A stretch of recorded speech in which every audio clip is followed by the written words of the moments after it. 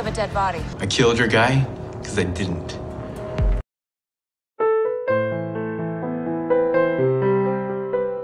I went to a school called Hawaii Baptist Academy. At that time, I was introduced to God. As I was growing up, I thought maybe he wasn't really interested in who I was. When I was very young, I really wanted to be a rock musician.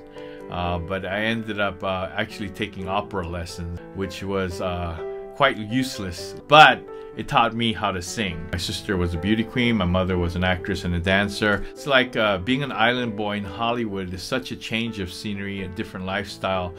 At that time, I didn't really think about God. I got my lucky break on a show called Young and the Restless.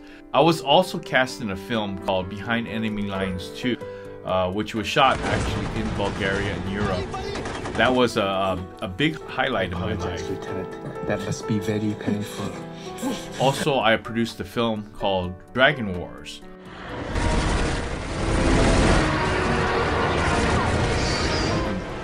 This film was the first co-production between Korea and the United States.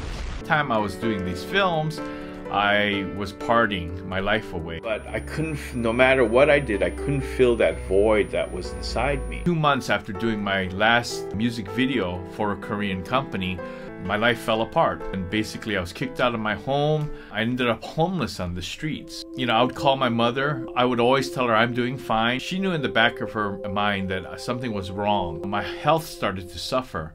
My hands started getting these infections.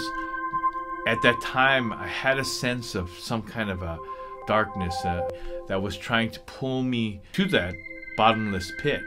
I can only attribute it to God being with me, to making me realize and discern the things that were around me. And as I prayed, all these tears just started falling down. It was like I just released something. I was pulled out of the situation. I ended up in the hospital at Cedars-Sinai in Los Angeles. The doctor had told me if I did not come in at that time, I would have lost possibly my hands. My mother flew over from Hawaii. She brought me a guitar because the doctor had suggested to her that I should use something to exercise my hands. And so I started going back into music, and that's when I started writing songs. I was diagnosed with hepatitis C. When I came back to Hawaii, my mother prayed over me, many different people prayed over me. It was a miracle that the hepatitis C had disappeared within a 2-month period. So I can only attribute it to the Lord. Many years have passed, and God has brought me to a place now to serve others in charitable works in countries like Haiti and in the Philippines. My ongoing work there is to help those in need, but also to help the youth to develop skills in multimedia to bridge Hawaii and the Philippines together in this modern methods of communication and entertainment.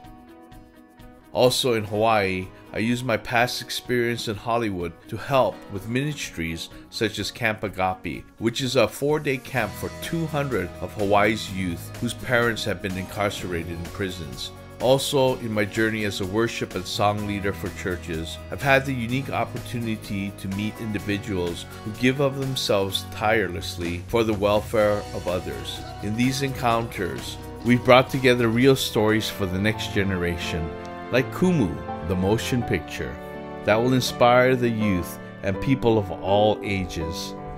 I am just so thankful that God has granted me another chance, an opportunity to give back to others, to inspire the next generation in all aspects in the media arts.